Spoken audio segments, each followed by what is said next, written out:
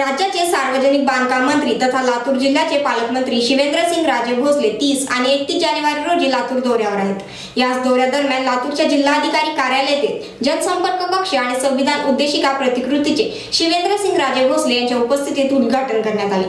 लातूर जिल्ह्यामध्ये जास्तीत जास्त कसा निधी येईल याचा प्रयत्न केला जाईल असेही पालकमंत्री यावेळी म्हणाले। लातूर जिल्ह्याचा अनेक दिवसांपासून प्रलंबित असलेला जिल्हा रुग्णालयाचा प्रश्न सोडवण्यात आला आहे। पहिल्याच बैठकीमध्ये रुग्णालयासाठी 3 कोटी रुपयांचा निधी मंजूर झाल्याचं यावेळी पत्रकार परिषदेमध्ये पालकमंत्र्यांनी सांगितले। संगप्पा स्वामी, star Maharashtra news, Latur.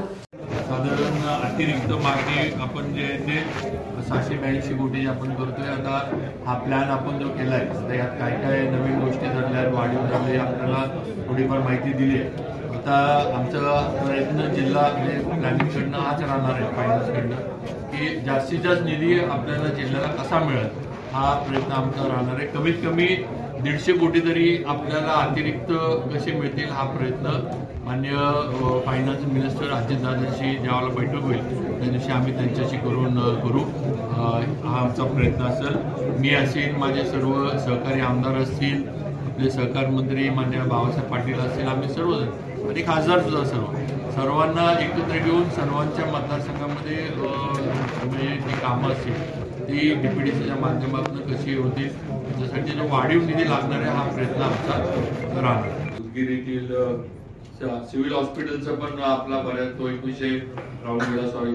Civil हॉस्पिटलचा आपल्या बऱ्याच वर्षाचा विषय परवा 26 जानेवारीच्या वेळेला मी आढावा बैठकीत पण कलेक्टर मॅडमनी आणि आमदारांनी पण अभिमन्यू पवार साहेब वगैरे मला भेटले होते, त्यांनी पण हा विषय केला होता। तर यासाठी परवा आमची डीपीडीसी मंजुरी आमची जी कॅबिनेट मीटिंग झाली त्यावेळेला मी स्वतः मुख्यमंत्र्यांना आणि अजितदादांना पत्र दिले त्यावेळेला लागणारी 3 कोटीची रक्कम ही तातडीनं उपलब्ध व्हावी आणि त्याचं नियोजन करण्यात आलेलं आहे। येणाऱ्या आताच्या मार्चमध्ये 3 कोटीची रक्कम आपल्याला उपलब्ध होतीये आणि डीपीडीसी आपल्या सिव्हिल हॉस्पिटलचा प्रश्न हा त्याच्यामुळं मार्गी लागलाय किंवा संपलेला आहे। हा जो जागेचा प्रश्न होता असं म्हटलं तरी काही चुकीचं ठरणार नाही।